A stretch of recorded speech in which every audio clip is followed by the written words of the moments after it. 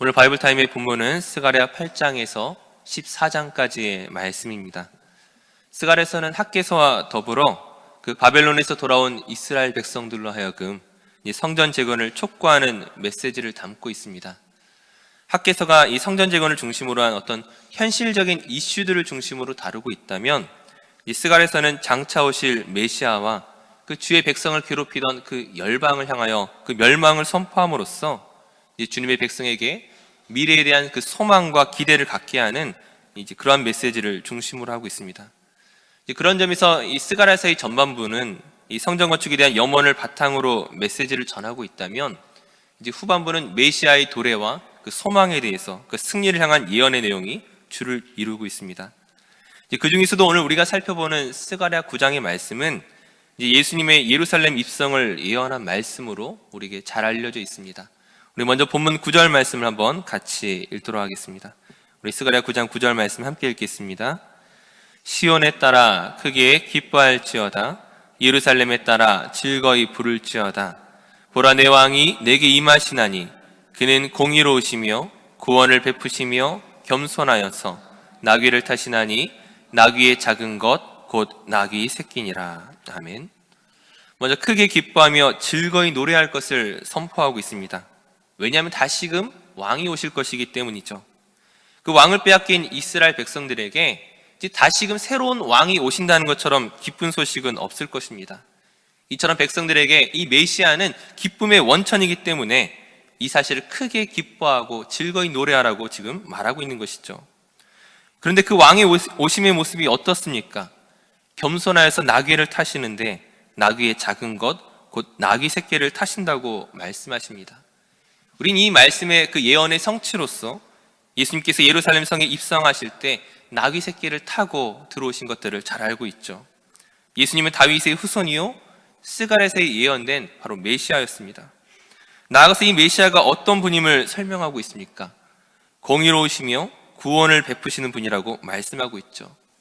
공의라 하면 그 죄에 대한 심판을 말하는 것이고, 그 구원을 베푸신다는 것은 무엇입니까? 우리를 향한 지극히 크신 사랑을 말씀하시는 것입니다. 예수님께서 그 십자가의 죽으심으로 그 우리의 죄를 대신 짊어지시고 우리를 향한 그 사랑을 증명하심으로써 이 약속의 말씀을 성취하신 것을 우리가 잘 알고 있습니다. 이어서 10절 말씀 또 그 메시아를 어떻게 소개하고 있습니까? 10절 말씀을 제가 읽어보겠습니다. 내가 에브라임의 병거와 예루살렘의 말을 끊겠고 전쟁하는 활도 끊으리니 그가 이방 사람에게 화평을 전할 것이요 그의 통치는 바다에서 바다까지 이르고 유브라다 강에서 땅끝까지 이르리라. 지금 병거와 예루살렘의 말과 그 전쟁하는 활을 제거하신다고 말씀하고 계시죠. 즉 온갖 종류의 무기를 파괴하심으로써 그들의 무장을 해제하심으로써 무엇을 드러내신 것입니까? 그 메시아가 화평을 전하는 평화의 왕이심을 지금 말씀하고 있는 것입니다. 이 메시아의 통치는 또한 어디에서 어디까지 이르르고 있습니까? 바다에서 바다까지, 또 유브라다 강에서 땅끝까지. 즉 아브라함에게 약속하셨던 그 땅의 범위를 포함하여서 하나님께서 처음 정하셨던 그 구원 계획이 완벽하게 성취되는 것들을 지금 선포하고 있는 것이죠. 그런 의미에서 우리 그리스도인들이 해야 할 일들이 무엇이겠습니까? 우리가 받는 모든 땅에서, 우리가 가는 모든 곳에서 그리스도의 평화를 선포해야 하는 것입니다. 전쟁이 있는 곳에 전쟁이 그치게 하는 것이고, 분쟁이 있는 곳에 분쟁이 멈추게 하는 것이고, 다툼이 있는 곳에 화해를 선포해야 할 책임이 바로 우리 그리스도인들에게 있는 것입니다. 우리가 예수의 메신저이기 때문이죠. 그런데 이 평화를 이루는 방법이 또한 무엇입니까? 권력과 힘을 통해서 이룰 수 있는 평화가 아닌 것입니다. 권력은 또 다른 분쟁을 만들어낼 뿐 우리가 세상을 억압할 수 있는 힘이 있다고 해서 평화를 만들 수 있는 것이 아니죠. 본문 11절 말씀은 이렇게 이야기하고 있습니다. 또 너로 말할진대 내 언약의 피로 말미암아 내가 내 갇힌 자들을 물 없는 구덩이에서 놓았나니. 이 평화를 이루는 방법이 무엇입니까? 언약의 피로 말미암아. 하나님께서 이스라엘을 그 기쁘게 구원하시는 것은 피로 맺은 언약 때문이었습니다. 마찬가지로 우리가 이 땅을 향하여 화해를 선포하고 분쟁을 멈추게 하고 그 하나님의 평화를 이곳 가운데 임재하게 할 수 있는 방법은 우리를 위하여 십자가 지신 그 언약의 주이신 예수 그리스도를 증거하는 것 외에는 다른 어떤 방법도 없다는 것이죠. 세상이 요구하는 힘으로서가 아니라 예수 그리스도만이 그 평화의 주인이심을 우린 고백하고 있습니다. 물론 겉으로 보여지는 결과들이 어떻습니까? 우리가 예수 그리스도의 이름을 가지고 세상에 향해 나갈 때에 평화가 오는 것보다는 마치 분쟁이 생기는 것 같고 그 문제가 해결되지 않는 것처럼 보일 때도 있습니다. 더 많은 핍박과 어려움이 우리를 향해 쏟아질 때가 있죠. 그러나 12절 말씀을 이어서 보시게 되면 갇혀 있으나 소망을 품은 자들아, 즉 우리의 현실이 변하지 않는 것처럼 보이고 우리의 환경이 바뀌지 않는 것처럼 보인다 할지라도 그 예수를 소망하며 그 예수를 기다리는 자들에게 하나님은 소망을 주시고 건지시는 분이심을 말씀 가운데 약속하고 있는 것입니다.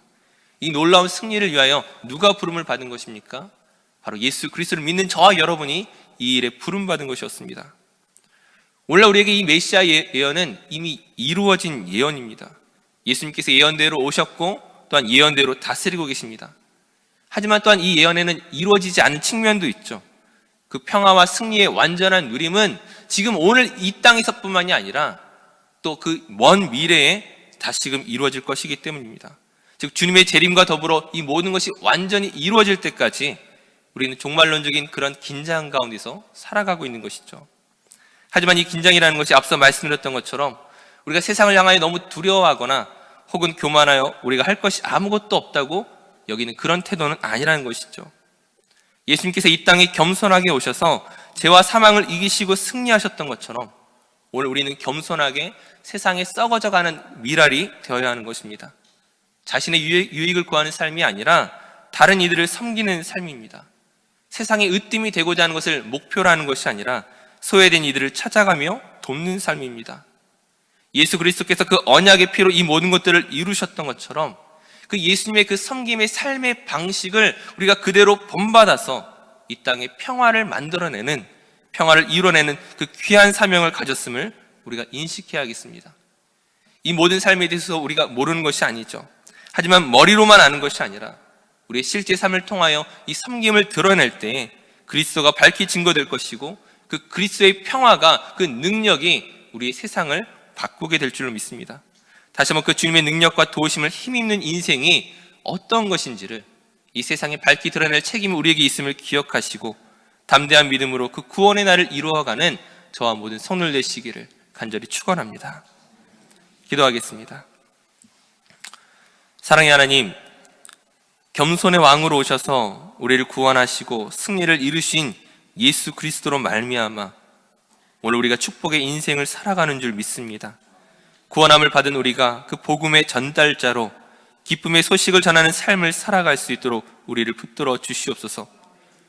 우리에게 주신 그 사명을 잊어버리고 자신의 유익에만 주목하는 삶이 되지 않도록 날마다 은혜 가운데 깨닫게 하시고 우리의 사명을 확인하며 나아가도록 성령으로 충만케 하여 주시옵소서.